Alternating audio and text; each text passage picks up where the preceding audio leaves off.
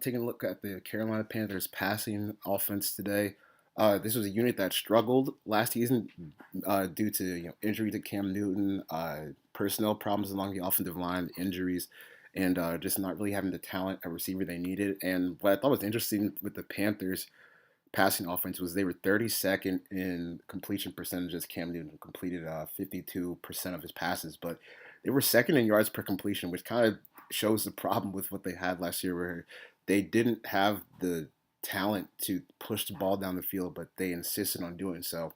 And Kellen Benjamin, he's a guy that's been a nice volume receiver for the Panthers, but he just can't be relied on to get the job done anymore. And I do think that they're starting to realize that. He just drops his easy pass, and you're going to see him out of the slot here. He just really struggled to get separation on Steven Nelson of the Kansas City Chiefs.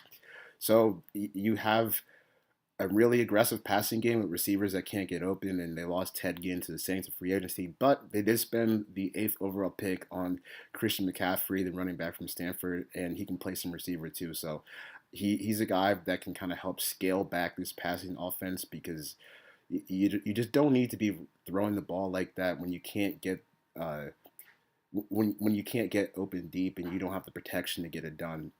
So I really like that pickup for them in the top 10 of the draft.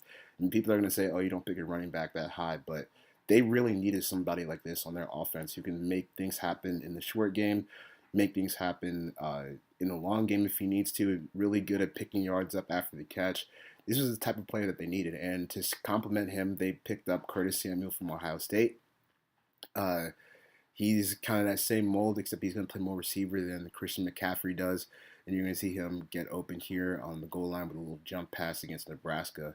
And people said that these two picks were redundant, but I don't really get that criticism because when you don't have anybody like that on your offense, especially after Ted Ginn leaving, you kind of need more than just McCaffrey to kind of take that role as the big play guy. And to go out and get Samuel at the top of the second round, I thought was a great pickup for them. So you have two guys where you can kind of make things happen in the short game, and McCaffrey and Samuel can both make big plays on deep passes too. So you got the ability to scale it back a little bit with McCaffrey and Samuel, but those are two guys that can still make big plays down the field. And I really like the way that those guys can potentially fit into the Panthers' passing offense. And I think just because the completion percentage was so low last year at 52%, it's going to naturally just go up because you just don't see that 2 years in a row where it's that poor. But I think this is going to be a fun unit to watch. They're going to get Try Turner back playing right guard where he belongs, and it should be a really fun unit to watch next season.